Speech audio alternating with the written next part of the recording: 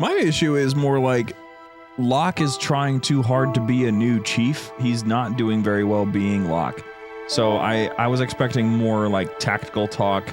Something like a difference between Captain Price in the original Modern Warfare trilogy and Captain Price in the new Modern Warfare trilogy. The Halo universe is filled with wonder, mystery, and fascinating discoveries around every corner. With so much to explore, four friends decided it was about time that they boot up their consoles and discuss this universe that has grabbed their attention since childhood. JumperScape Audio kindly welcomes you to join them in the library.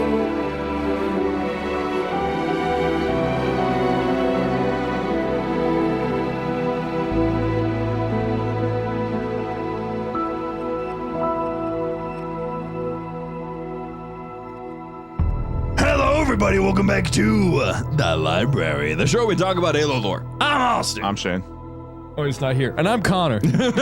James is gone again. James is gone again. He's actually dead. Anyways. So, moving on. We have more to talk about today because we talked last week about the Battle of Rumchata, or Kamchatka, or Kamchata, whatever the word is supposed to be. I'm sure there's a Halopedian out there that'll be willing to correct us on all fronts, so all accounts. We got about every pronunciation in here except for the right one. Pretty much, yeah. I don't know which one is correct. I'm just going to keep on calling it Rumchata going forward. We talked about that, though, and getting the setup for basically the fall of the Covenant, and now we're about to get into what ended it basically entirely with the Battle of Sunaion. And I wish that James was here to talk about it because it's basically all Sanghelios all the time. Oh, unfortunately. But, you know, oh well. So, I'm not attending the funeral. So, so that being said, before we get kicked off on today's show, JumperScape.com if you want to get plugged into our community or find ways to support us. The Patreon members are going nuts. You guys are supporting us in such a massive way. Patreon just got updated so that you guys are now getting the shirts that we had available originally on our storefront because we can't really hand them out anymore, and so we figured we would just make them as a nice little offering for those who want to be a dedicated supporter of our show and all the other things that we do. Along with that, we have a current open casting call, actually. If you want to find it on Casting Call Club, we're going to post out a link eventually later. But there's someone who has proposed a show to us, another Halo audio drama by the name of Sanctuary. And this show is currently trying to get its pilot episode ready to go. So if you have interest in this, we've already gotten the main cast lined up with JumperScape's internal actors and actresses, but the side characters and some of the extras need a little bit of love. So find that casting call. It's just Sanctuary, and it should be easy to locate. Otherwise, Chatternet Daily Halo Radio, that is still going on every single day, and it's worth a listen in your mornings if you need a little bit of Halo to get your day started. We just had our E-Convention, which was a very fun time, and it had the announcement of Chatternet After Hours, which will be dropping in early 2026, along with the release of Podtacular from JumperScape Media happening in early January. Yeah. It'll be fun. Yeah. And also other things that you guys can listen to that we release occasionally, like Stories from Waypoint getting an episode roughly every 2 or 3 weeks. It's going to be a big year. Illegal Broadcast dropping on mostly Tuesdays. Well, not Tuesdays anymore because we now record this show on Tuesdays, so I can't quite do that. But I could do Wednesdays, so maybe dropping on Wednesday. The schedule is not posted on the show for a reason because we don't have a solid schedule for it yet. But it is there. I'll get there. It is there. So last episode we had a nice message from someone up high in command. It's pretty interesting. Yeah. I hope you guys will make it, I hope you make it through this. But otherwise, I'm sure those guys will be fine over there. But we've got all sorts of stuff that we got coming up next year, and so you guys are going to want to be a part of it, including April 18th. We're coming back to the Answer Brew Pub to once again re-release We Like to Have Fun beer, and also to have another Halo LAN and probably another tournament with more prizes. So want to make sure you show up for that because it'll be a fantastic time. Let me think about this. Oh, fun little thing. Just a small thing to mention. I noticed in general chat, I got tagged by one of our users, Senator Fox, who took a moment where I was going, ooh. They came up on my TikTok like 3 times today. Yeah, and you did this like you composed me, and they remixed me into a like the Halo theme, but with my voice. So real quick, as a thank you, I'm going to give you another soundbite so you can plug it into your MIDI. Bloop. There you go. Maybe I'll provide one weekly for the next few weeks, just so that you have a whole list of various sounds that you can pull from. But anyway, we've got to talk about Sunaion, because it is it's kind of the moment that everything goes downhill forever. For everyone. So, let me guess. None of us played Halo 5 leading up to this. Can't remember the last time I've played Halo 5. Especially the campaign. I know we've. It's like I don't think you've ever played it. I have with you guys. Here and there, we're achievement hunting.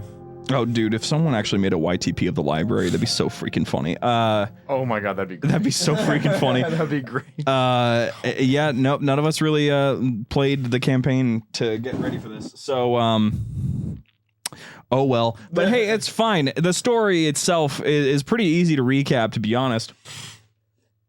Sorry, I needed a Guinness for this. So I too want to drink when I think about Halo 5's campaign. Yeah, Halo 5 was the worst campaign by far. Not what I've heard. Not what I've heard at all. Straight from the horse's mouth has been different, actually. But no, for real, Halo 5's campaign has some of the most interesting set pieces that were pretty much just kind of... They were just abandoned, and Sunaion is no different, in my opinion. Essentially, what we're doing for setup here is we had the Battle of Rumchata, and this led to the death of Jul 'Mdama. This led to the downfall of his covenant, essentially, and all the forces pulling back to Sanghelios, because if they can take the city of Sunaion, the floating city of Sunaion, then they have a straight shot to Vadam Keep. And if they can get to Vadam Keep, then that goes hard. That name goes hard. Right. Then they stop Thel Vadam, the Arbiter, from taking absolute power of most of Sanghelios, who is now rallying around the true Arbiter. And that's cool, and they do almost nothing with it. So as we're getting into this, the way that I want to get this kicked off is basically how the UNSC kind of shows up as almost like a parent showing up to stop two children from fighting, because Sanghelios is currently in what's called the Blooding Years. The Blooding Years is like all the Sangheli are killing each other. There's this massive amount of infighting. It's a huge civil war. And the Arbiter is one of the primary reasons why it's happening, because of his betrayal of the Covenant. Some Sangheli still believe in the Covenant and believe that Arbiter taking power is just not for him. Even some Sangheli don't believe in the Covenant, but just believe that having a central leader like that is just wrong, so they stand against it.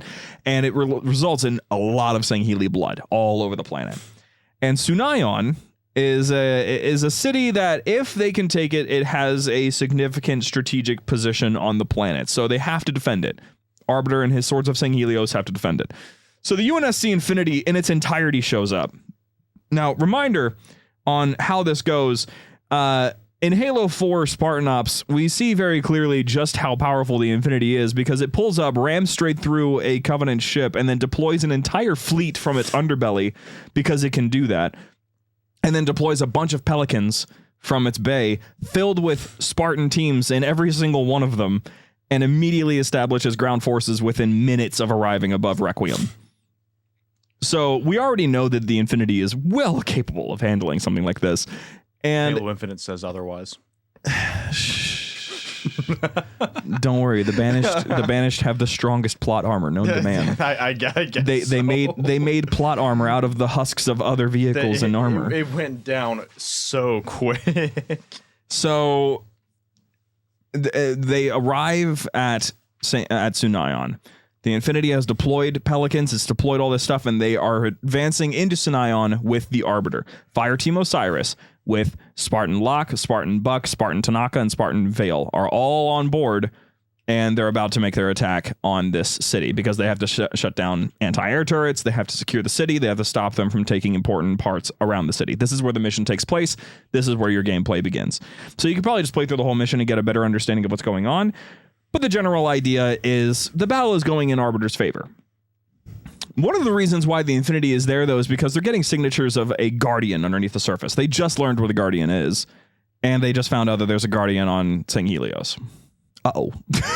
So Guardian comes up out of the water looking all scary and stuff, and they have one particular goal. Fireteam Osiris has to get on that Guardian so that they can go to Genesis and find Cortana, and also Blue Team, but, you know, we're not really worried about that as players.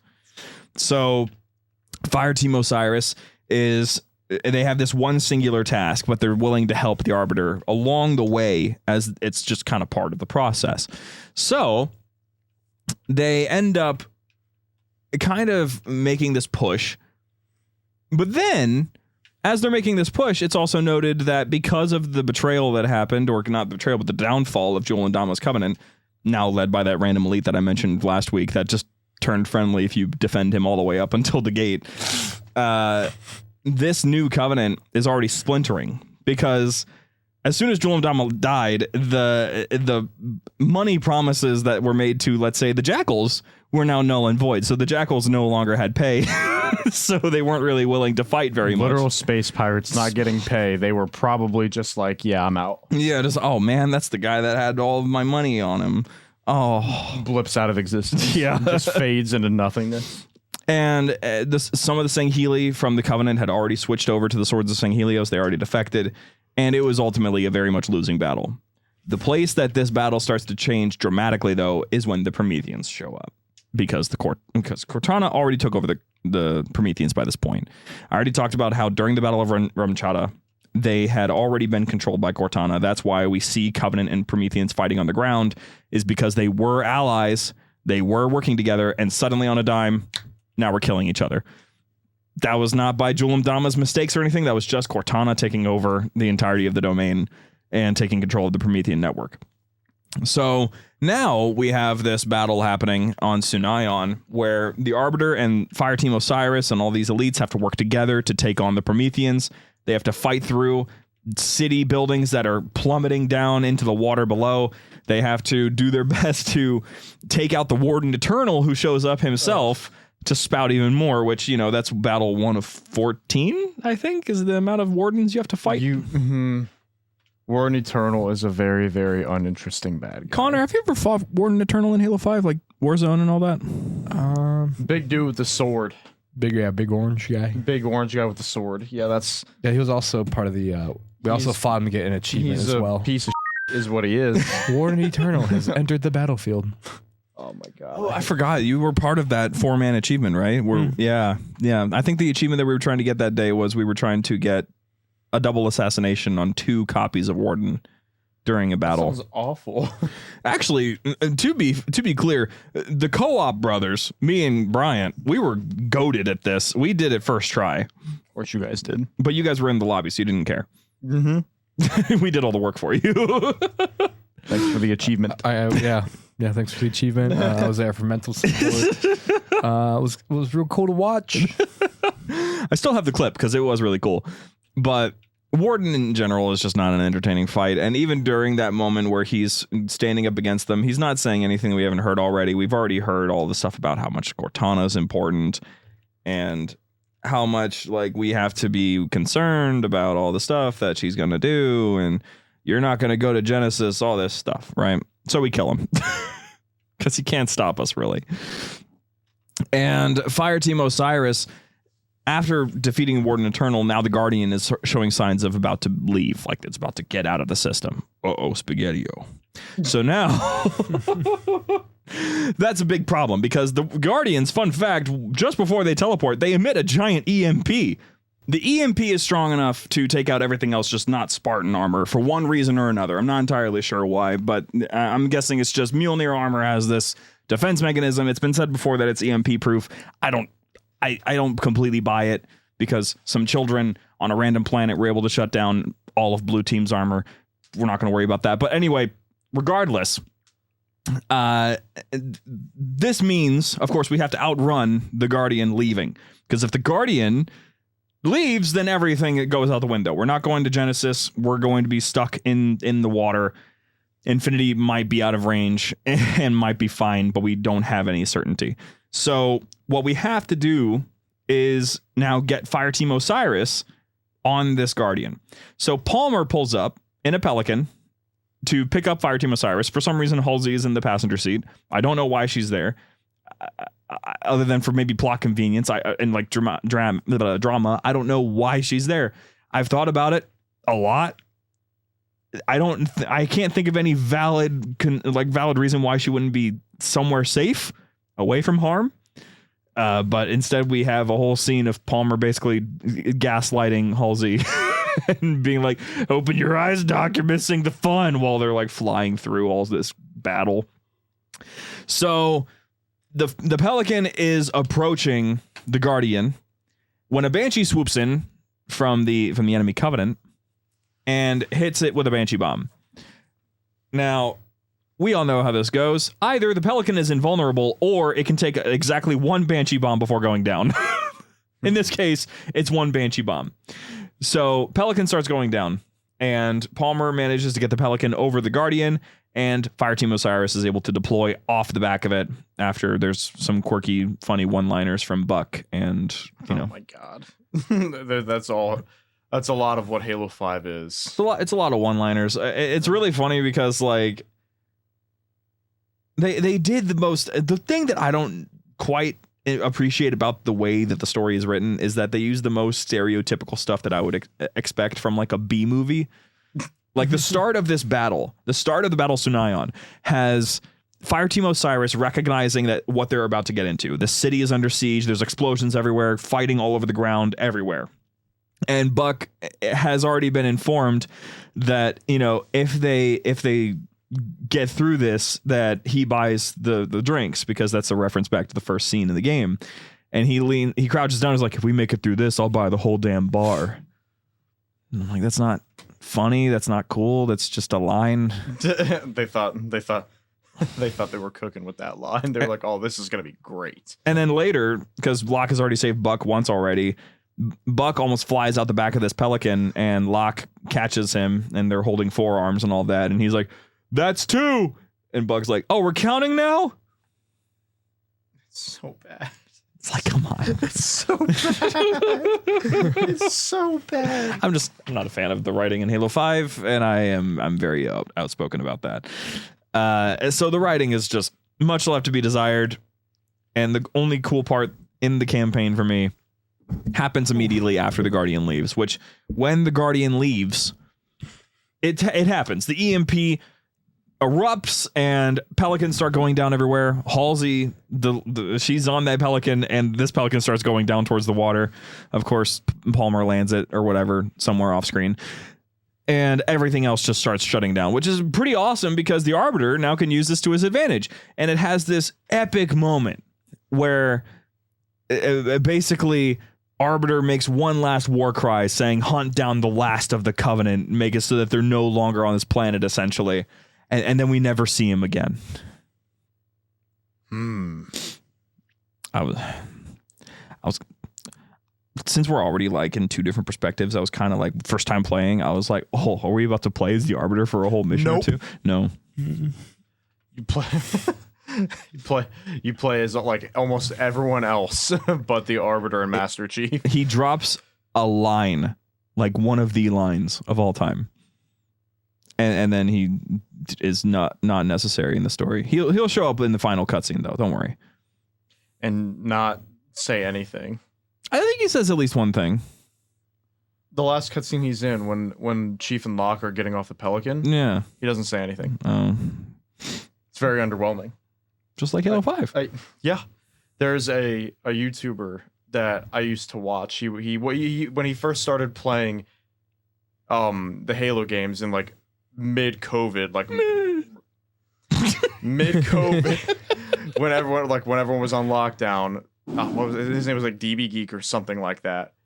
And he would title all of his Halo playthroughs like PlayStation Guy plays Halo Combat Evolved, PlayStation Guy plays Halo 2, 3, 4. And I remember like I cannot wait for him to get to Halo 5. And he genuinely like enjoyed playing through Halo 5. It's at least that's what he like said and what it seemed like, at least like from a gameplay perspective. Like you can have fun with Halo 5 if you play it and just mess around. But like you could tell he wasn't like as captivated playing the game. And then I remember like that final mission, especially like when Chief and Locke are walking off the Pelican and they meet with Halsey We still good on audio? Okay, I wanted to make sure. And then when like Chief and Locke meet with Arbiter and Halsey getting off the Pelican, and Halsey's like, took you long enough, something like that, right? Yeah. And I remember like the screen goes black, and he's like, "Oh my god, I can't wait to see what happens next." And like I'm reading the comments, and everyone was like, "Oh, he don't know." Like they're doing the time, like they're tagging the time where he's like, "Oh, he's like, all right, what's next? The band's back together. Let's go. What's going on?" Roll credits, and he's like, "That's it." And like his mouth was just wide open watching the credits. He's like, "Oh," because like everyone in the comments, like whoever, like on social media and like on his previous videos, they're like, "Be ready for Halo 5. It's not great. It's not great." And then like up until that cutscene, he's like, this isn't. He's like, that wasn't. He's like, this isn't that bad at all. I don't know what you guys are on about. And then the credits roll. He's like, I get it. Like I understand now, and it just has a very definitely under. Like I understand. Can't even say that. I was gonna say they're setting up a sequel, but they not really. They really didn't. No. So the only thing I remember from when Halo 5 came out, once like people got a chance to play, were like, "Where's Chief?" Well, you have like very little missions. It was like 4. what 4? 4? 4. Yeah. Less than half of the game. About 75% of the game is not with Chief. I was okay with them like introducing a new character, and the way they advertised and marketed Locke was I thought it was good, but the game is notorious for its misleading marketing up until the launch. What we got at launch like wasn't really like what they really marketed and advertised. My issue is more like Locke is trying too hard to be a new Chief. He's not doing very well being Locke. So I was expecting more like tactical talk. Something like a difference between Captain Price in the original Modern Warfare trilogy and Captain Price in the new Modern Warfare trilogy. I think that would have been, I think that's a very fair Like comparison. I would have loved to have Locke be the that different Captain Price. Like secretive, like always like laser focused Oni operative. We're a little crazy, aren't we? Not a cringy Master Chief bootleg with cringy one-liners. that aren't good. Yes, That's a big factor. Chief's one-liners are goated.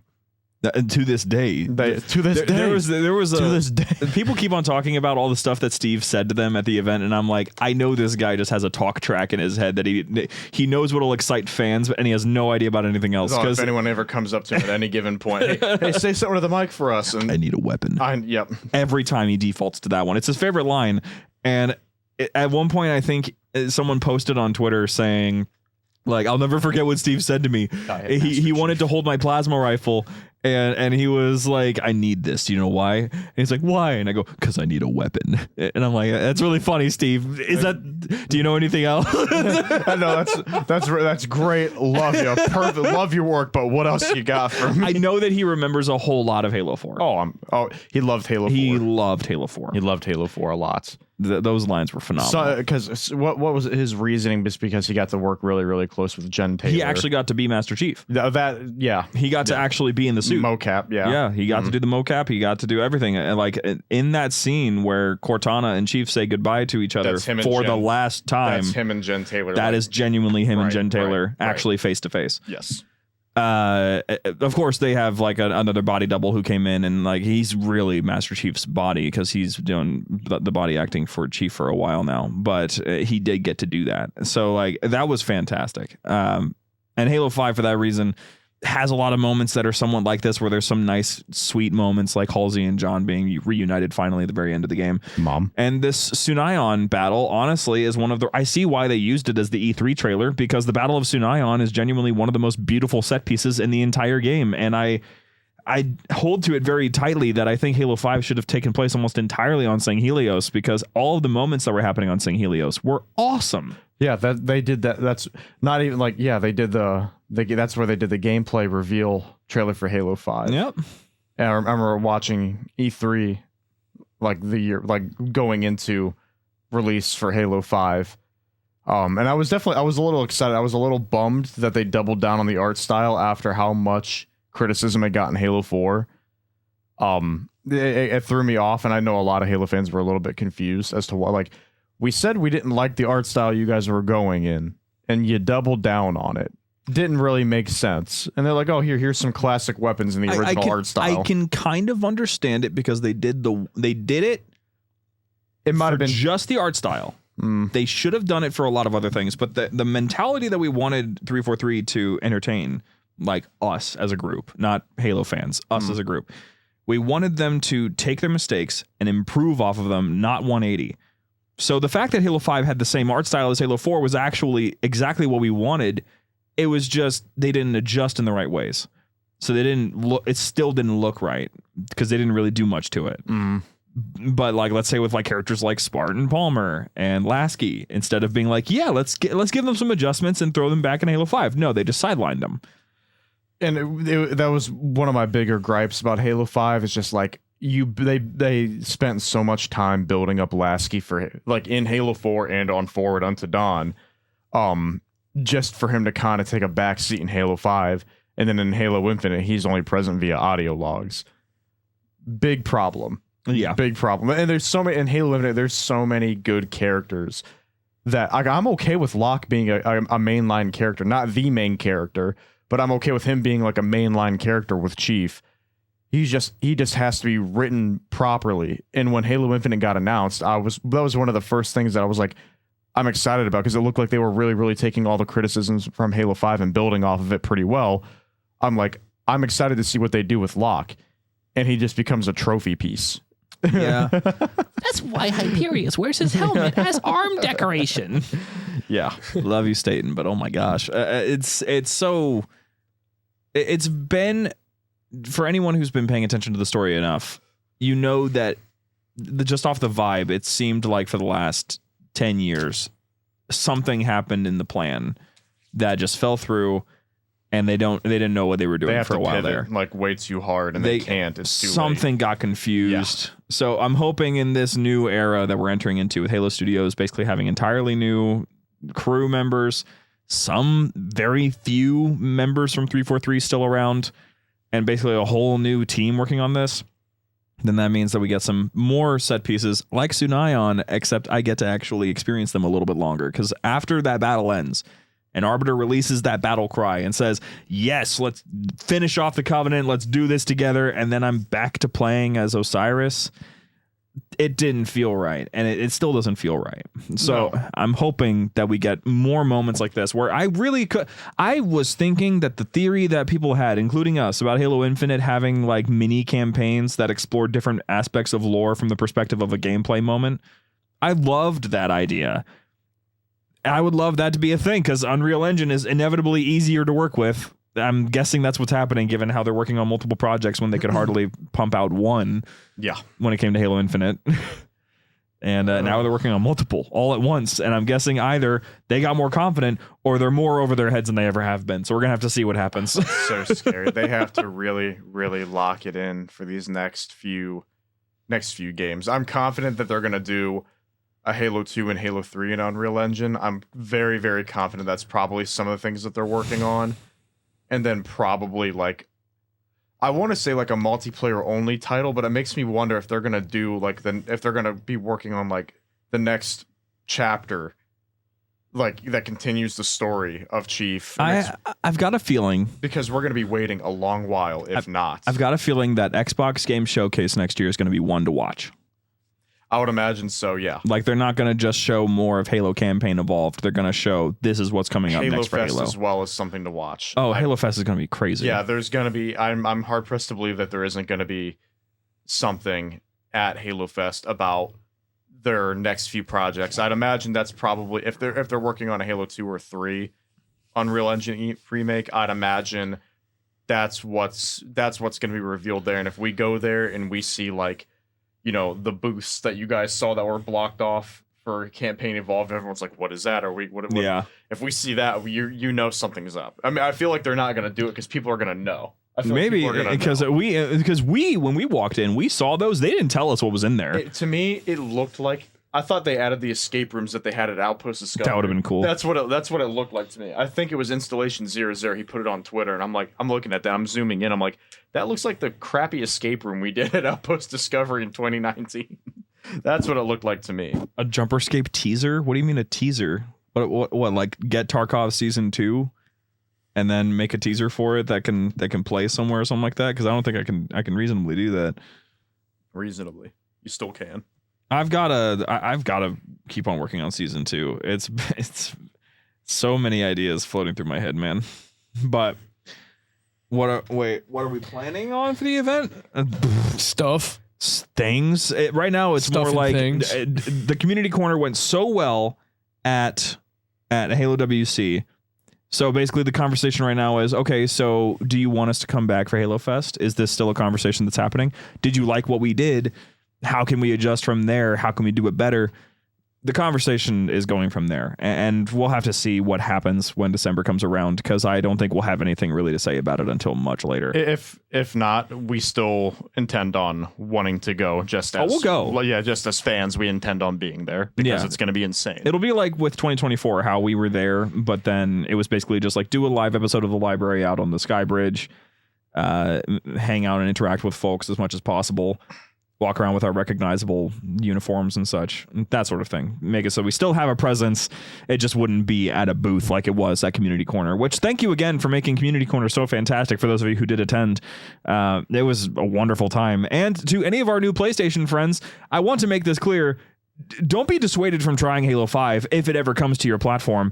Halo 5 might be the worst Halo, but I've said this before, Halo's worst is other franchises' best. And I won't give any specific examples because I don't really have any off the top of my head, because I ignore those franchises that are so bad that I can't play any of their games. When it comes to Halo 5, it still offers an excellent gameplay experience. It still offers really unique encounters. It still offers a very deep and in-depth story that has been repeatedly expanded upon in other ways many times. And it's still worth a play, at least once. On easy. play it once on easy. That's the only Halo game where I'm like, the canon difficulty is easy. Everything else, it's heroic. But Halo 5, play it on easy. Yeah. So still give it a shot, and I still very much welcome you, new PlayStation fans. I hope you enjoy Halo now that it's in your hands, and thank you for Helldivers. Anyway, with that being said, Connor, any final comments on the Battle of Sunaion? Any strategic changes they could have made? No, I think it was done quite well. Do you think? I think. Do you think the Arbiter was in his right mind when he sent in the Sanghelios to take them on head on instead of bombarding from a distance? See how much of a fireworks guy? I think we should have bombarded them from a distance. Do you think the buildings had any value? Because they seemed distraught when the buildings were falling into the ocean below. Probably not to the Sanghelios. Maybe not. Please stop questioning him. I see the steam coming out of his ears. Okay, hold on. I got one more question. So, Connor. Yeah. The Battle of Camino and the Battle of Sunaion. Okay. I see where this is going. Are they the same? No, because Camino wasn't the homeworld to the clones. They were just kind of genetically put together there. Fascinating. I like that perspective. Thank you. Yeah. Here's another fun factoid. So originally Doctor Who wasn't going to have the whole like regeneration thing where like different actors play the Doctor.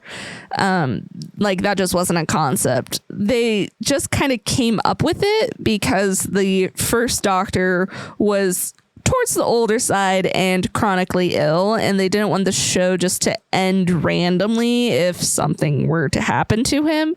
So they introduced the idea that the Doctor can have a new face and like become someone else, so that if he needed to be replaced, it would be fine.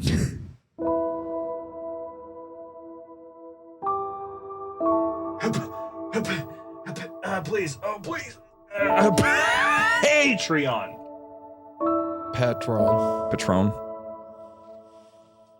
Well, we have Patreon names to read off, and we have questions to read after that. Connor, would you keep it down? No. You don't know how to yawn with your mouth closed? I mean, I do. It's just not comfortable. that beer got me sleepy. It was half a beer. I'm not moving. I'm not doing anything. It's just settling. I'm just sitting. Okay. Well, we have our Patreon names. Thank you once again to our folks who are supporting us on Patreon.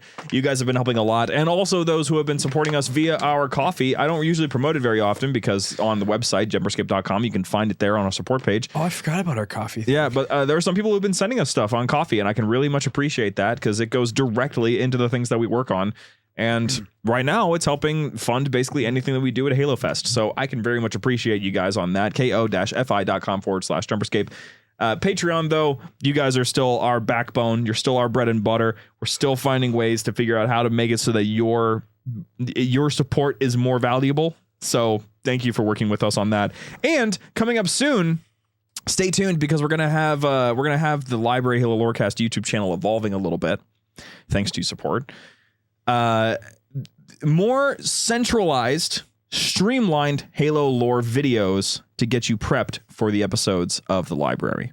So this would be, in this case, let's say there'll probably be an episode ready to go in time for this. It would be an episode talking briefly about what the Battle of Sunaion was, what the background of it was, what you could play to experience it, what you could interact with to learn more about it. And then finally a promotion to listen to the Library Halo Lorecast to learn more about it and get into that conversation. So because of your support, we're able to do that. And we have a whole new video editor joining us pretty soon to help make that happen. So thank you guys so much for that. Which, speaking of, we're starting off with our top tiers, the Chroniclers, which right now we only have 2 of the available 10. So hopefully we get some more folks out there to start filling in those producer roles. We have Shane dying in the Hornet live on the library. Oh, did you explode in the? You did that one time. I think like last week I might have. I think last week I did. Such a shame. Such a shame. I still random thing. My mother has gospel music playing in her house 24/7. And there's one song that plays that goes, fear can go to hell, shame can go there too. Hey, I have repeatedly misheard it as fear can go to hell, shame can go there too. No. Oh, I don't wanna. It's so funny. I sing it every time at the top of my lungs. Your mom's probably like, what the No, she laughs too. Oh, okay, great.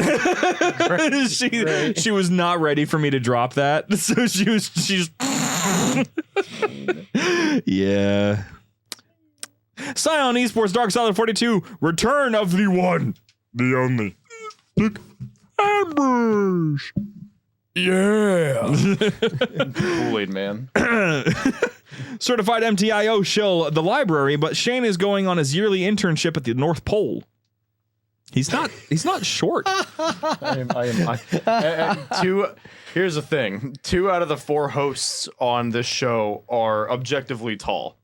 They are objectively tall. I am 5'9". I am average height. My mother is not even 5 feet tall. She's tiny. My dad is 6'3". I am very fortunate to be the height I am. I could have been a hell of a lot shorter. My mom is almost legal midget status. Every time that I see her mom, I keep forgetting I have to. No, my mother is 4'11". I could have been a lot. If my dad wasn't even. My dad is 6'3". I could have been a lot shorter. Also could have been a lot taller. Say in the tall people world, we're on the short end of things. we're on the short end of the tall side. Yeah. Like in terms of being tall, you guys are short. Objectively tall gang, rise up. Yeah. Shane's unsent happy birthday text. Leave me alone. Leave me alone. What is it with you guys? Leave me alone today. Anyone have any ibuprofen? I got a headache. Spartan Buko and G156, Cool Blaze, or a farming fusion frenzy. Hell yeah. Fusion Frenzy 2. No. That's the only one I played. What? Yeah. What? That game is trash. It was still fun though. It's because you haven't played the first one. To kid me, it was fun. Well, anything is entertaining, probably, I'm guessing, at that age. Yeah. No, I gotta show you Fusion Frenzy so you know what I can't believe you just said that Fusion Frenzy 2 was fun. I just remember the announcer just going, Fusion Frenzy 2. Oh gosh. That's all I remember from Did you play it with other people? Yes. Okay, that's fine. You can make anything fun with other people, so I can get behind that. Can't unsub from Smut somehow still, so no new username. Slow down. You're rustling my jimmies. Halo 3, Rat of Lactation. Connor Clark, Thomas Lanes, Jacob Adlam, Dylan, Lactating Milk, Tita Lactation of Mercy, James Loves Connor, John Dowsett, Antonio Baggins, Drunk Driving the Mongoose Motorcycle from Red vs. Blue, The Hype Train for the Answer Brew Pub, hell yeah. JX O'Malley, Sky Cairo, The Big Moose is loose about the hoose. That's a fun one. Slapnuts, my name is Austin. Random Svid, Connor's Travel Time, Shade Communications, Durandal, Apple Juice 01, Shane's Kigyar Harem, Wumbo, Lone Blaziken, Hot Take. James should be the main host. Twisting Connor's Toes, spelled Kahners. That's horrible. Connor. Super Frozen Yogurt Dispenser, Rocky Mountain Ungoisters, Unreal Canadian, Mr. Swank, Master Cheeks, Hammer Dick Bush, Grunts are crabs with nipples, Damien Groth, Ungoy with a comically large plasma grenade, Aussie ODST. Would you have something to add? What? No. No, I just said what? Okay. The high end of medium low, Vermin, Pity 104. That's right, Connor. Enjoy. James is sore back from carrying the lore of this podcast. Not today. 077 Loquacious Observer. Ethan Chaplain Strife. Connor needs to be educated on Fusion Frenzy.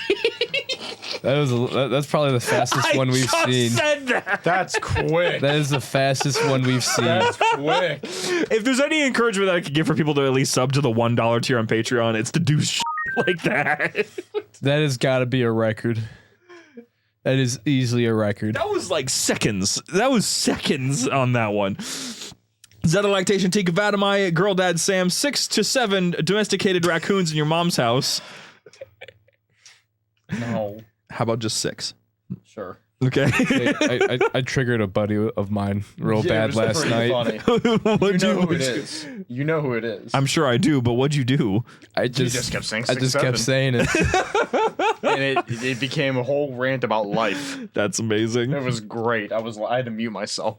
I was laughing too hard. Send money to the coffee. Do it. That's funny. Brain Rot, Drunk Sovarium, Huffing the Ongoing Methane Tanks, Huragog, Rossum, Would You Like Yodeling Pickles, Kiri, James's Prouding Healy Father-in-Law, Iskari, Mad Jeremy, Spartan Alex 30, Dangle Muskrat about to pull out old reliable war crime stick on some flying toasters. Good. Get him, Mr. Muskrat. Schnoogans the Bwomp. Oh, Schnoogans the Boomerang, Apple, Hey Austin, Insane Ragebait, Fish Dough, Huragok Extremism. What? I'm interested in your religion. I'm interested in your religion. PFC Dustin Echo, sir, pray for me. I'm having my 4th kiddo. Oh, Godspeed. Godspeed, sir. You're a gift. I kissed a Kigyar and I liked it. Pasta Rocket Mechanic, we like to have fun everywhere. Infinity Class Milk Carrier Lactational Sensation Nara Nomad Dragon Fire Dark Matter Whiskey Artas Vadum Discounted Dental Care T-Pass Party 79 Lord of Awesome Danimal The Moist Grunt Holding It Up 123 and last but never least Warm Apple Swan. Wow. It's just Swan right now. Oh, you got to the next part. Yeah, this part was impossible. The chieftain kept popping invincibility on me. Fair. Well, we're on to our Q&A time. Connor, give me a number.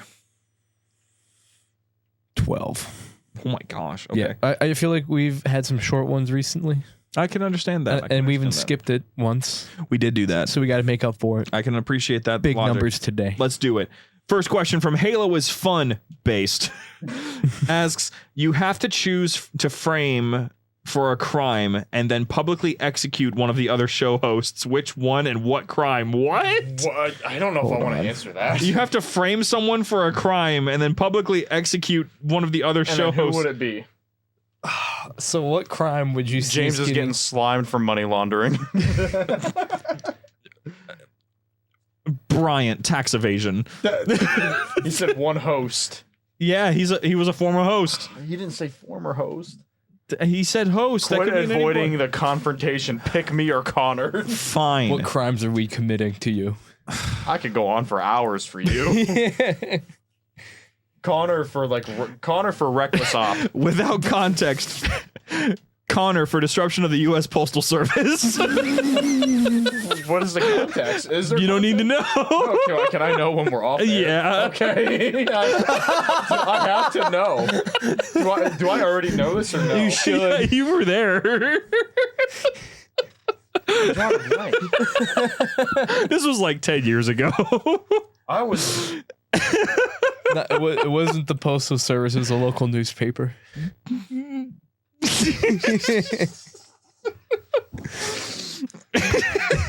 Huh?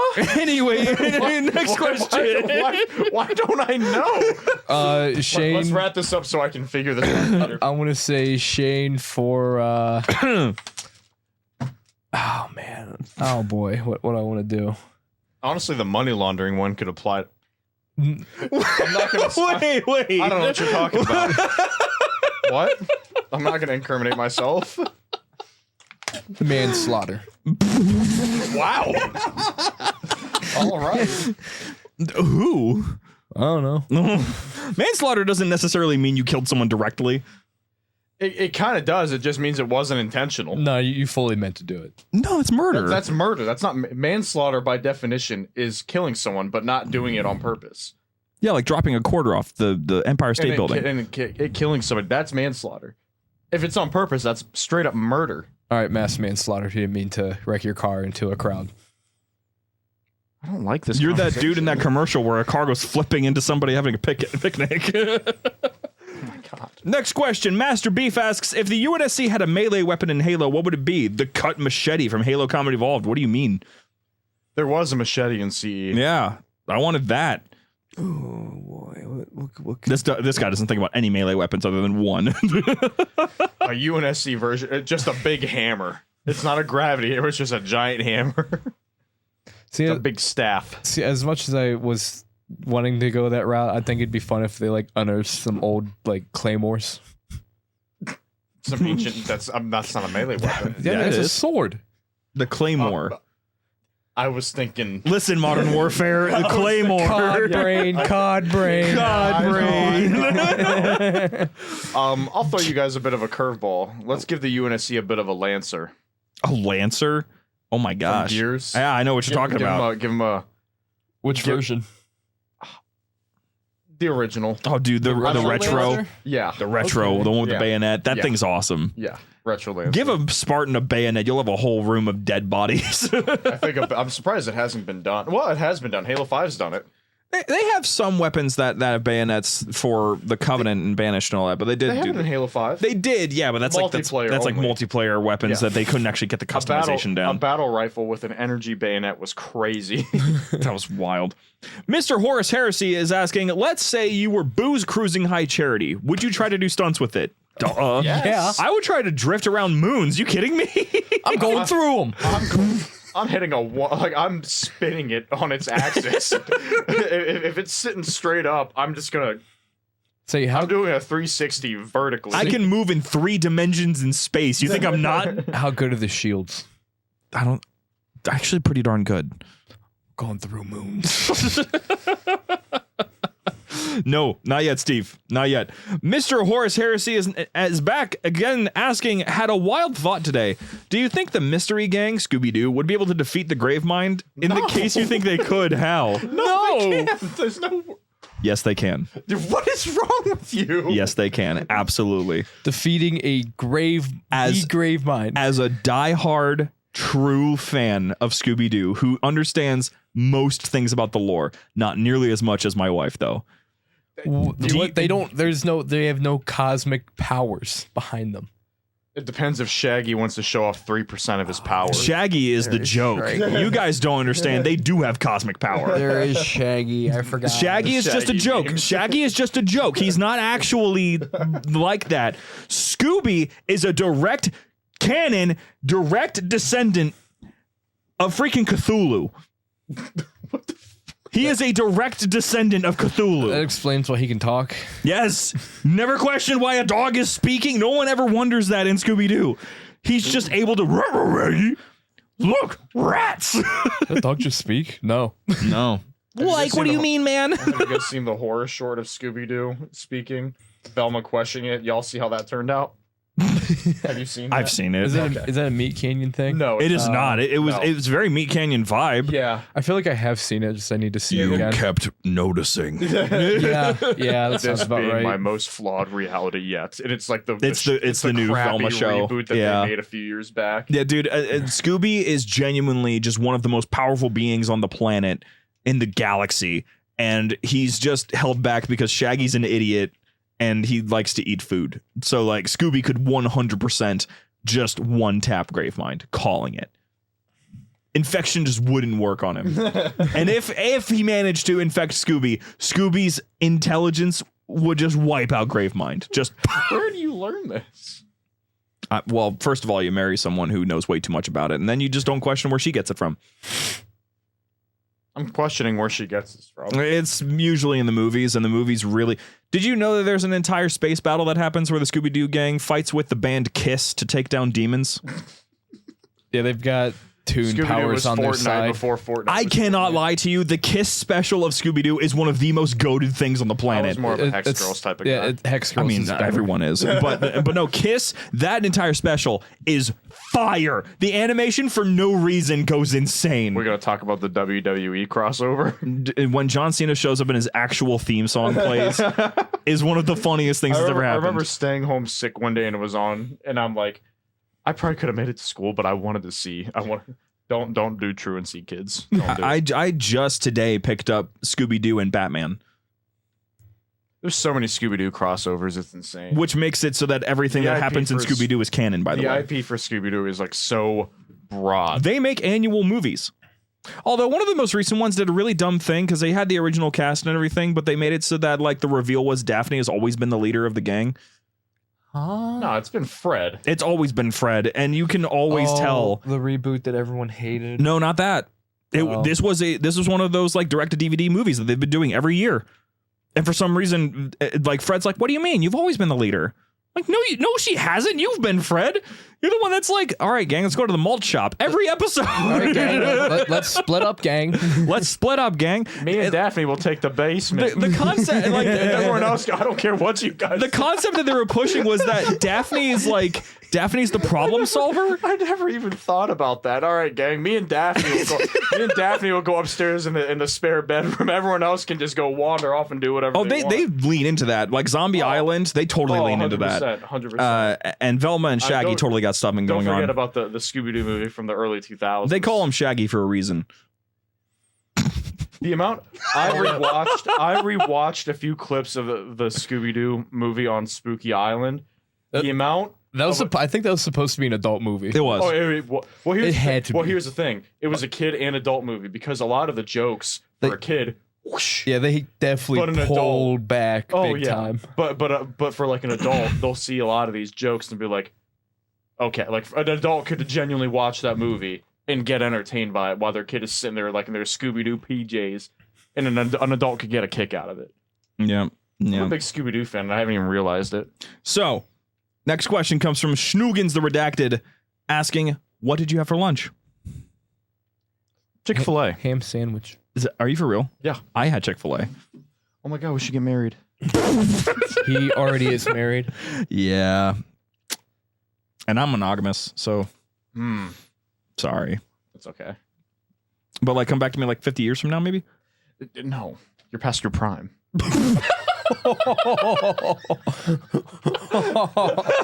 Expired. Very good chance, quite literally, if we're gonna get morbid about it. Oh gosh. Nightmare 98 has... Wait, Connor, what'd you have for lunch? Ham sandwich. Boring. Not Chick-fil-A? What do No. you mean you didn't have I Chick-fil-A? have a Chick-fil-A near me. Wait, what'd you get at Chick-fil-A? Deluxe chicken sandwich. Grilled chicken. I'm healthier. I'm healthy. Wait, did you get an entire bag of Chick-fil-A sauce? No. I got an entire bag of Chick-fil-A sauce. That is the calorie count at that point is like up there then. Next question comes from Nightmare98 asking, "I noticed the old theme song for The Mail. Which TV show would Caboose fit better in, VeggieTales or Blue's Clues?" And yes, he is just as lost and clueless as ever. VeggieTales. VeggieTales. VeggieTales. He would have no idea what the hell is going on, but he would roll with it every time. Oh, hi, Pog Rape. I used to love VeggieTales. I'd go to church, and there was the children's classes would only last about like 25, 30 minutes, while the main service was like an hour or so. So they'd bring us out to like this little watch area with a TV and like customizable Pop-Tarts. And we would sit there and watch VeggieTales until like the main service ended. And it was the best thing ever. Yeah. Those were fun times. Yeah. When I was like barely like cognitively active. I did not have full consciousness yet. You know, you call the grapes of wrath, but you don't see that angry. Anyway, Yab Yab's delivery service asks, what are your bar scenes? I don't know what that means. What type of bars do you like? Oh. You're out of this. Wherever there's a pool table. I go to bar. I know pubs. I go to pubs. I guess that's fair. Yeah. Yeah, I mean, I hate to admit it, and it's not really my style, but like over like the last year and a half, I've been to more country bars than like anything. I think that's the only bar I frequent is a country bar. The only one that I've been to other than pubs is there's a sports bar in another sports bars are more my thing. I love sports bars. I love sports bars. What is the Chiefs bar scene? Veteran bars. At home in a living room with Creed playing in the background. He probably thinks it's an elite singing that stuff. He's like, damn, Thel really hit that. Chief the VFW.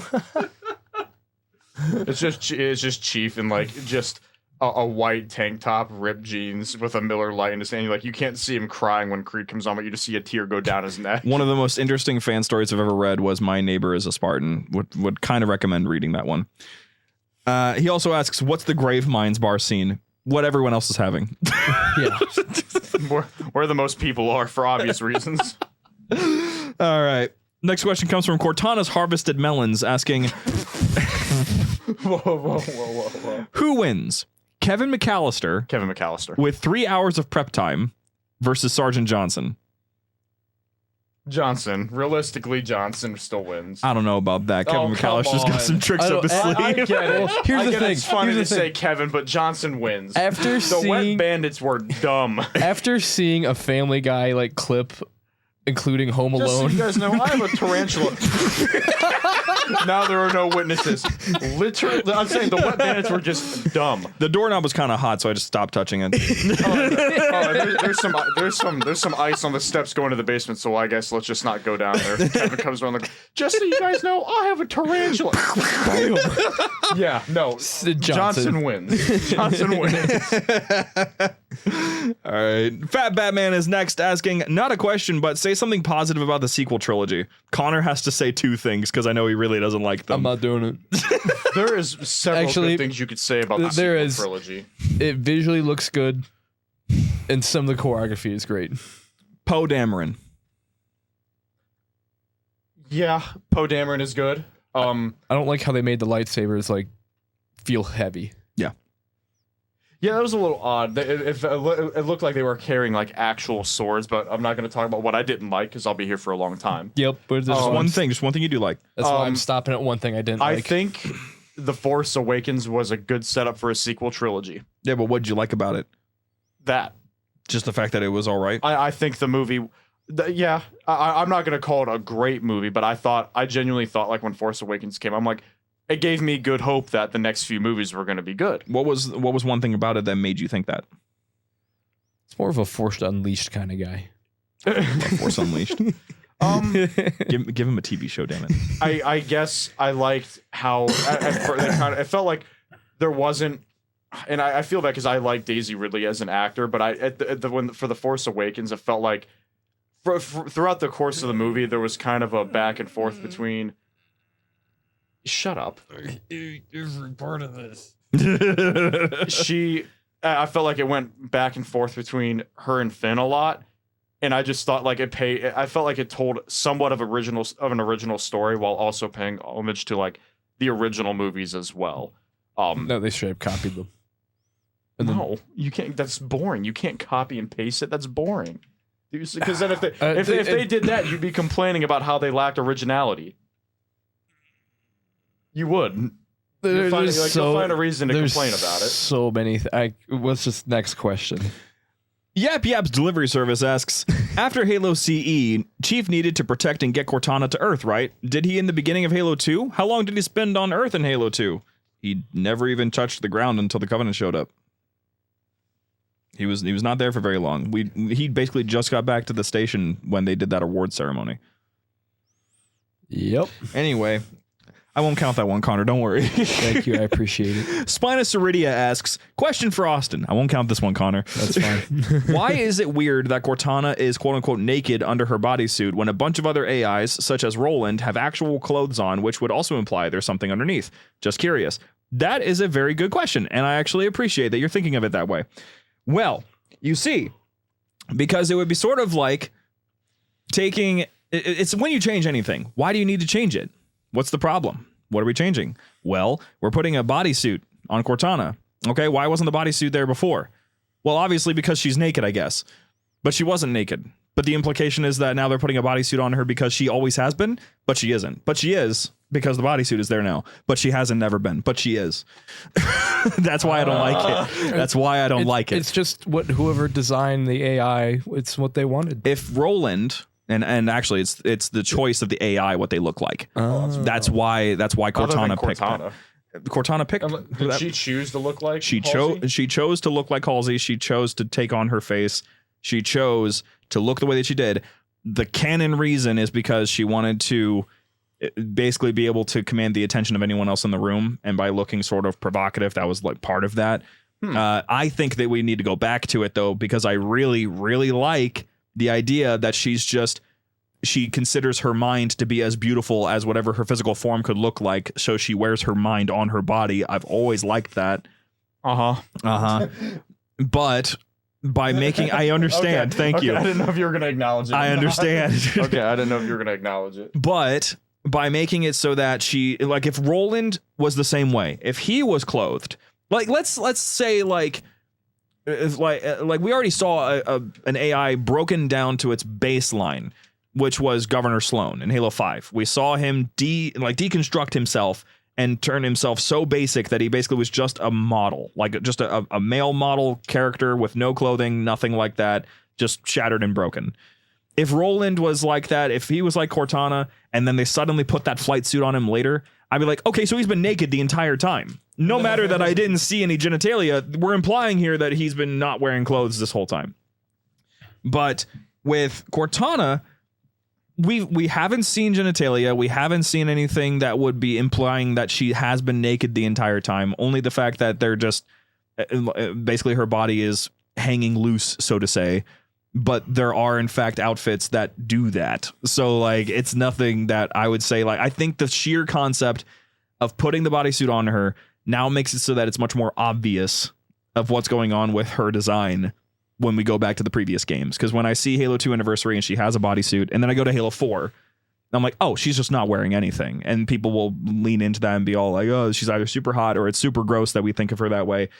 I don't think that's the whole point, and I think we're severely missing the mark by caring so much about whether or not she should be wearing anything, because the original concept was she doesn't have to, because her body just isn't built for that. It's not built to have anything that's showing. It's built to just be information. It's built to be her mind. I, like I've said before, have always taken it that she considers her body to be a representation of how beautiful her mind is. And I love that idea. That's why I don't like the body suit, because along with the implications of it, along with starting up this conversation and making it about her body, it takes away from this idea that now she has something, I guess, to hide. It takes away from what I like about that design, because now it's not about being proud about her mind being who she is. Now she has this suit that just makes her look cool. That's pretty much my whole gist. That whole question didn't count, though, for Connor's sake. I hope that was a satisfying answer, Mr. Ceridia. I appreciate your question. I appreciate the way that you tackled that. Wow. Hammerbush has, like, holy crap. I think the rest of the show is going to have to just be what Hammerbush wrote. All right. Okay. So, my question is a Remember When series. With how far JumperScape has come in its flagship, the library, let us look back upon some of these moments and as you read them, and please discuss. Remember the lactation sensation and the movement? Yeah. Yeah. Try not to. I remember that starting back when we were still doing these shows in my office. And at one point we laughed very hard at someone named Lactating Gator. And we laughed so hard that people found it funny that we found it funny. And then it caught on. And it just became a thing. Just became a thing. Thank you, Lactating Gator. Remember Shane's Garage and the fan-made miniseries? Yeah. I missed the updates. Yeah, I do. That was fun. That was really fun. There's a reason there's no more updates. Shane, what'd you do? Next question. Okay. Remember the first time Hidden Xperia came on in the library and the sense of accomplishment you all felt in quote from Shane, this feels like we made it. Yes, I do. Yeah. And now Luke is just a pal. It's crazy. It's crazy how that stuff changes. You know, you hit the plateau and it's a new plateau. And then you get to the next one. And it's a new Goalpost moves. Yeah, exactly. Remember remember Call of Duty Halo 2? We still get comments on that all the time. That was our April Fool's, wasn't it? Yep, and people get pissed about it. I get a new comment on it almost every month now. Just another person complaining about it. I'm like, yes, you don't know the point. Remember Linda Murray? She was kind of recent. How could I forget? How could I forget Linda Murray? Where'd she go? She was supposedly in the Council of Patreon Names. Confirmed that she was in fact who she said she was. We yeah. thought we were like, someone is just like, someone has a burner. Yeah. And Linda's not real. Remember when Austin went back and changed episode 1 to introduce a legend that won't be brought back until episode 29? Yeah. That was also fairly recent. Remember Bryant? No. No, not really. Who? I just think of that Snoop Dogg clip. Yeah, that's what I was doing.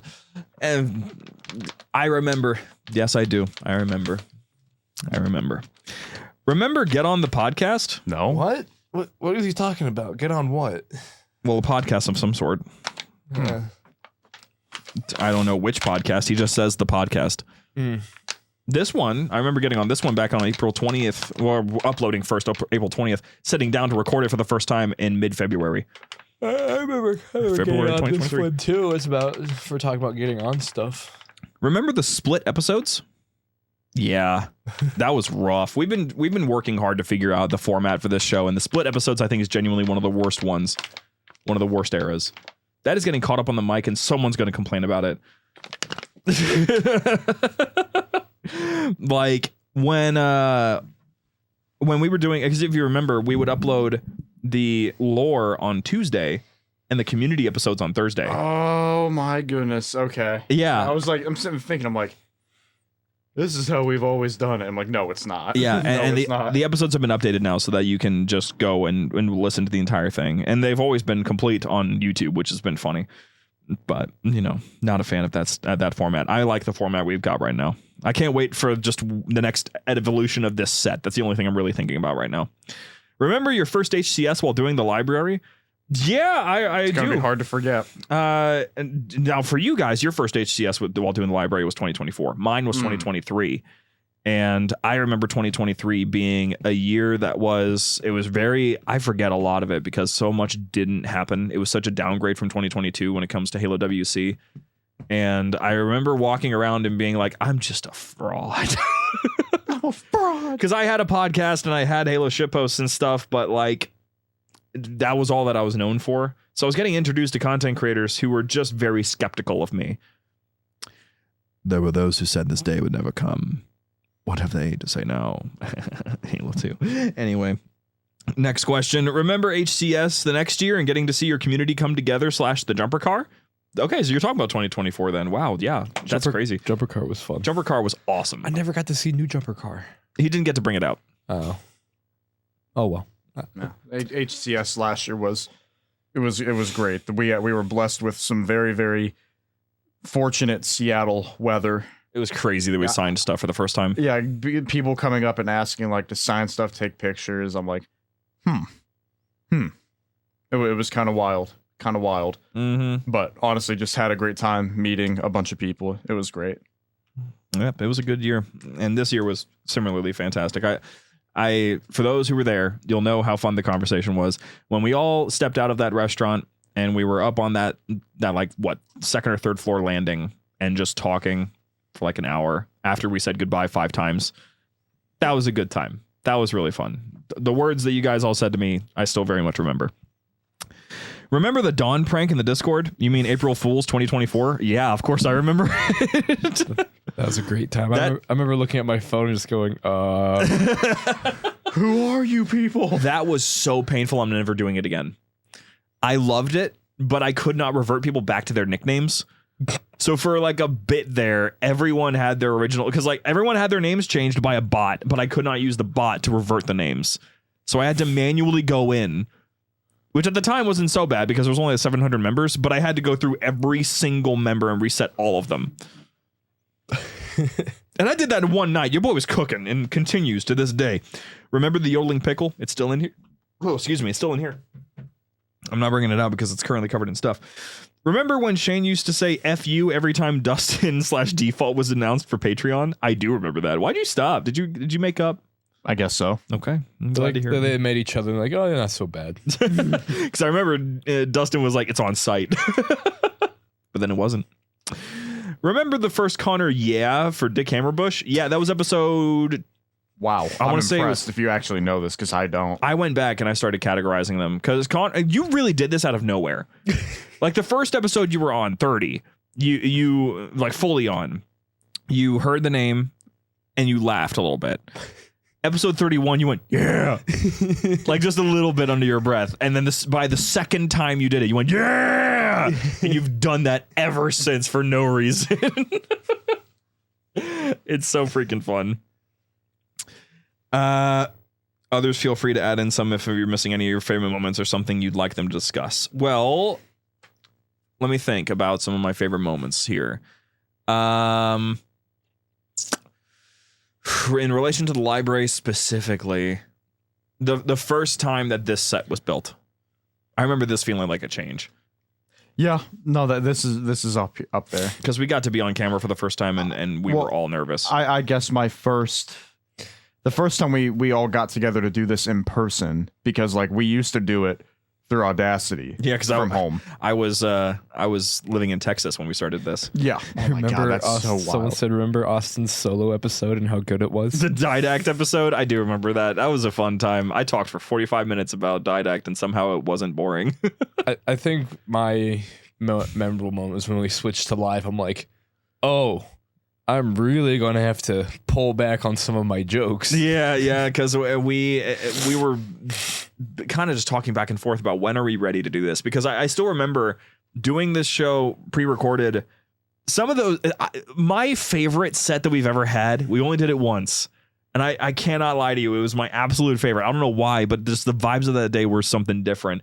When we were over there, all in different chairs, a candle in the middle just lit between us with the board on the floor, all of us just holding our microphones. For some reason that day felt amazing, and that conversation, that episode was awesome. I loved that. Any other notable moments, or are we ready to move on? Scooter Gang, I wish you were there, Shane. I really wish you were too. That was such a fun time.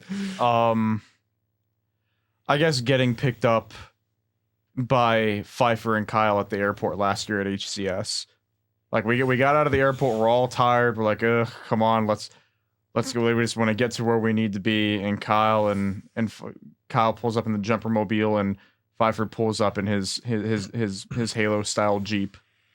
That was a good time. I'm like, wow, we're doing this. So I remember hearing the blow off valve on jumper car. I'm like, going to get lunch. First thing, McDonald's episode. I remember that. I giving out everything. McChickens. Giving out McChickens. Giving out HCS. McChickens. That was great. That was great. That was hilarious. Man, there's some funny circumstances of recording these episodes that I'm thinking about now from the pre-recorded era. Actually, was that episode live? I don't think it was live. No, we were still pre-recording at the time. It's crazy, man. It's crazy. Remember Reach? Yeah. Wow, that took such a dark turn. Remember the time Con Air arm wrestled Austin for a Happy Meal? I do. I remember arm wrestling him again at Halo WC after he already cleared 2 other people. And you were just like, it was such a bother for you. Next, who would win? And it's a picture of Connor with George's chain gun from Halo Reach standing next to the skirmisher that was in our booth at Halo WC. That was such a fun time. Can someone go into the Q&A and actually post it here in the chat so that folks on the YouTube upload can see it? It's there in the Q&A. It's so much fun. That whole statue, I love that they did that. I don't remember the name of the person who makes those. It's a costume. It is. Yeah, like she wears it. I did not know. Like I went up and talked to her about it for a little bit. I'm like, wait, you can wear that? I have actually one of the funniest things ever. You want some proof? Here's a fun thing about this, right? I posted about this on my Twitter at Sean Topic, by the way. I posted about this where the first picture I ever got of me at Halo WC was actually me next to that cosplayer in costume. That's funny. And then I got that costume in my booth. This is me in 2022 with this person in this costume. Wexy Lexi, that's her name. That's impressive. Okay. Yeah, and then it's in my booth and it's on display. It was crazy. It was absolutely crazy. We had to take good care of it. Yes, we did. The arm started falling off. Ugh. All right. Next, Dick Hammerbush is still going. Shane, how did it feel to be pocket cucked by Connor? We're gonna wrap this up now. Wait. This has been like 30 questions, by the way. No, this all counts as one. What was the rest of that question? Who would win? Connor versus The skirmisher. Oh, okay. Well, me, of course. Oh, we have the chain. You have George's chain gun. You get a damage boost and a speed boost. Oh yeah. Skirmisher. Oh, okay. I see how it is. Shane, I heard you put your Cortana figurine in a jar. Why? That's an insane. That's thing. insane. That is an insane thing to say. And don't worry about it. There's no denial here. We're accepting she's it. right here. Oh Why man, does it smells so funny. All right, one more. That's foul. 2 more questions. Uncut Grass 123 asks, That's such a good name for no do reason. you think LeBron will still be in the NBA when the Covenant invade Earth? His clone will still be in the NBA? Which generation of it? The 7th or 8th. Probably. This seems like it's a little bit high. Did they have some accidents? Like 1 or 2 of them have accidents on the court? No, I mean, Is this like one of those situations where it's 2025. Covenant invaded when? 2552? Yeah, so like 500 years roughly. Yeah, so like if like is this one of those I feel situations? like 7 or 8 generations of his clone. Really, what I'm asking here is that is this one of those situations where if a horse breaks its leg, you have to kill the horse? If it shows any indication that it is a clone, they kill it. This current LeBron, I'm convinced, is a clone. He should not be doing what he's currently doing at 40 years of age. So yeah, remember an NBA career, if it's a LeBron clone, give or take 25 years. Roughly, which that's unfathomably long. That is insanely long. That's the sort of stuff that I think about when it comes to Rey Mysterio, dude. That dude is still cooking. He's getting up there in age too. He's in his 50s. Someone said that LeBron has played with a third of all the players that have been in the NBA. That's insane. He was playing. It was last year. Some literal kid, 18 years old, came up to him. He's like, hey, my dad played against you in your first NBA game. He's like, I wasn't even born yet. He's like, where? He's like, yeah, Sacramento. He's like, what? He's like, yeah, you played against my dad in your first NBA game. And he's like 18 years old. He's like, why did you gotta tell me that? Like, it's unreal. You'll never see anything like it ever again. If you're a sports fan, don't take it for granted. I can't wait to. I can't stand having to actually chat. But 2025 is in fact, or 2525 is in fact when the war starts. They don't show up to Earth until 2552, my friend. Yeah. They don't know where Earth is until that year. Spida Ceridia is sending us out here. I just listened to episode 131 of The Library. Shane, you don't like Halo 5 soundtrack? I mean, to each their own, but you really don't like it? You should listen to these songs. They might change their mind. Halo Canticles, Light is Green, Kamchatka, The Trials, Blue Team, Jameson Lock, Osiris, Sweet, Act 1. Light is Green. I know that, like, that's the song that plays when they're going down the hill. Yes. Yeah, That's a good one, but if I'm going to compare that, I think I prefer any other Halo game soundtrack to Halo 5. I don't think it's necessary. I'll clarify. I don't think it's objectively a bad soundtrack, but I think it is the worst of the litter. I would agree. So I don't despise it if that's what you're trying to get at. I would agree. All right. Well, I'll just send us out with one more question here, just because it's an easy one. Lactating Spartan 1337 asks, how many missions have you guys completed in Halo MCC? Personally, I'm at 1,610 missions completed, and that's not counting the ones that didn't get tracked from using skulls, so probably closer to 2,000, 2,500. I'm probably close to 1,000. I got you. Hold up. This is if you want to check. Let's see how. I'm going to guess 1,028. 1,028. Okay. Connor, what's your guess? I feel like it might be lower. It's gonna be double digits. I was gonna say yours is low. All right, let me see. I'd give you a few hundred. That game's been out since 2014, so Well, it wasn't really playable till like 2016. To be fair, but we'll see what the stats say. Yeah, I'm guessing a little over 1,000, maybe they- a little under. If they pull up, But that's covering. Is that going to cover the stuff I've done on my PC as well? it covers everything it's that linked, you've done in your If account. you're playing on like your Xbox account on your PC, then yeah. Yeah. Okay. Real quick, I'm going to look at my completed missions, and I'll just save that number for the end because I know I have more than everybody. I can't wait to hear that one. Okay. All right. So then yours. Let's see, because you are. What's your Xbox account right now? Me? Cracky Skull. Is it still Cracky Skull? Yeah. Capital K, no space, capital S. Right. That's what you did. I couldn't remember what it was that you did. All right, I found it. All right. Your tag is I'm him. When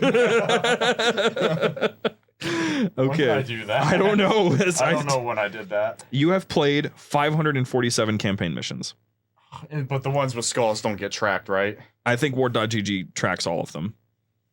Wow. I thought I have a lot less on there than I thought. I'm kind of impressed that it's that low. Okay, and then we'll do Connor. 72. 72. Connor is the Dawn. The Dawn, and then if we're gonna go with the numbers, You changed your gamer tag? Yeah, It's been the Dawn for a while now. yeah, it's the Dawn 2044 because those are the numbers that it slapped on it. The Dawn 2044. Yep, Mhm. found it. Okay. I love my profile picture. Yep, double W141, definitely you. All right, let's see how many you've gotten. You've gotten 203. Wow, Yeah. You're almost halfway to me. I'm impressed. that is. I'm very concerned that my number is that low. I have 4,298 campaign missions. Dear Lord Almighty. 4,298 is my number of campaign missions that I've played. Show me a picture of grass. I according to war.gg, I have 210 days of playtime in just MCC campaigns. That is unfathomable. See, all of the arguments that you guys have about me touching grass get immediately beaten if you watch my YouTube videos, because I'm doing them all outside just to spite you. Oh, man. Anyway, we're going to be wrapping it up there, my friends. Thank you guys so much. I checked the P.O. box. We didn't get anything, unfortunately, but I still appreciate you guys if you do decide to send anything for us to take a look at. It could be something that you created or something that you just want us to have. JumperScape Media LLC. Send it to P.O. Box 1122 in Massillon, Ohio, 44648. And JumperScape.com if you want to get plugged into our community or find ways to support us. Chatternet Daily Halo Radio going up every single day here on all the platforms that you're listening to this show on, except YouTube, but maybe one day. And otherwise, I very much appreciate you guys for listening. Please go and listen to Halo Lo-Fi, still streaming every single day. And if you, my friend, are a Halo Lo-Fi artist, we're looking for more people to add on to the playlist. So please toss us your songs, and maybe, just maybe, you'll get on to the next time that we upload onto there. So thank you, my friends, for tuning in. Thank you for joining us here today. Very much appreciate you for tuning in. Next week, we're talking about the Battle of Meridian, because might as well get all the Halo 5 battles out of the way. That's the last big battle because I'm not talking about the ones that's just 4 Spartans against a bunch of enemies. That's pretty much cut and dry. So Meridian is the big one, and I want to see what these guys think. And I want to do the Mario Kart Easter egg before we come back next week, because it's really fun. Thank you guys so much for listening, and we'll see you guys then. See ya.